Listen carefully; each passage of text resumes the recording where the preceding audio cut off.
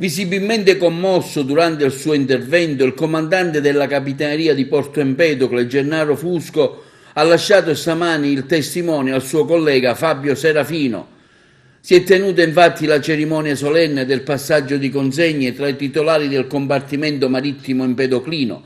La cerimonia è stata presenziata dal contrammiraglio Roberto Isidori, che è anche direttore marittimo della Sicilia occidentale, presenti le autorità locali, i rappresentanti delle forze dell'ordine, il sindaco della città empedoclina.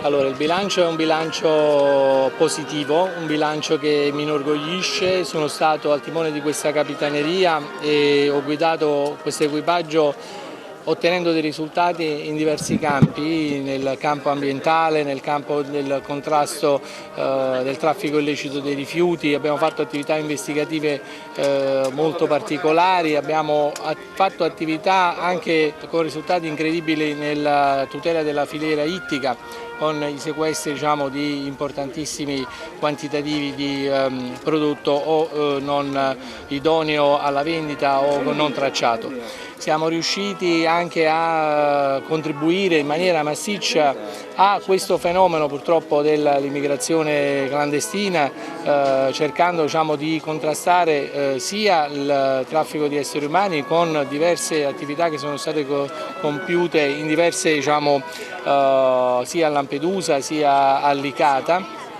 con l'arresto di alcuni scafisti. Questo è un qualcosa che ci inorgoglisce perché non succede sempre.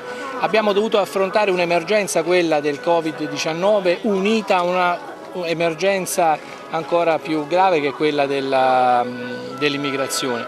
Quindi abbiamo sostenuto il peso e le difficoltà di dover gestire la nave quarantena qui a Porto Empedocle, che hanno fatto sì che il porto di Porto Empedocle e la città di Porto Empedocle diventasse, come qualcuno ha detto, l'ombelico del mondo.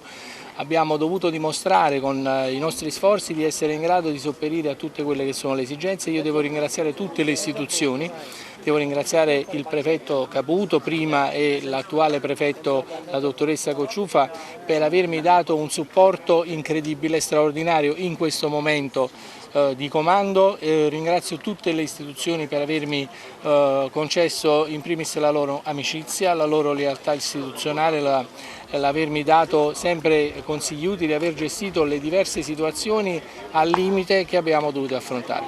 Era una sede assolutamente desiderata, da me desiderata, e come ho già detto nel corso del mio intervento mi approccio con tanto entusiasmo a espletare le funzioni di comandante della Capitaneria di Porto Empedocle, perché era tra le mie richieste, perché io sono un uomo del sud e quindi ho dentro di me la fame di riscatto, di fornire qualità di rappresentante delle istituzioni, di fornire un servizio al mio territorio di appartenenza. Io sono calabrese, ho lavorato anche in Sicilia, quindi mi sento vicino a queste realtà. Ho tanto entusiasmo anche perché l'incarico mi è stato consentito dal comando generale su mia richiesta, e quindi arrivo con un grosso debito di gratitudine che cercherò di soddisfare nel migliore dei modi. Io la problematica dell'immigrazione la conosco dal 2000, avendo lavorato pure a Mazara del Vallo, avendo comunque lavorato in Calabria.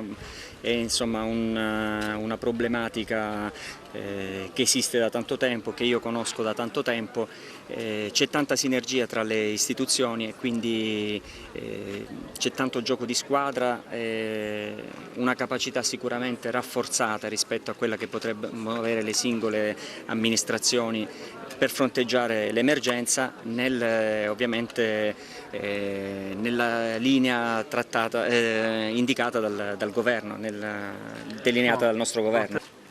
Oggi è stato un momento importante per la città di Agrigento, un momento che ci lascia un pochino di malinconia perché perdiamo il comandante Fusco che passa ad altro incarico in Toscana, a Livorno, e arriva il comandante Serafino. Devo dire, come avete sentito anche nel mio discorso, il comandante ha saputo ben operare in questa terra, che è una terra ricca, diciamo così, di difficoltà, però devo dire la Guardia Costiera c'è stata, ci sarà sempre e questo lo dobbiamo sicuramente all'istituzione, ma soprattutto grazie anche all'abilità del comandante Fusco. Subentra il comandante Serafino, che ha una lunga esperienza soprattutto in Calabria, ma ha lavorato anche qui in Sicilia.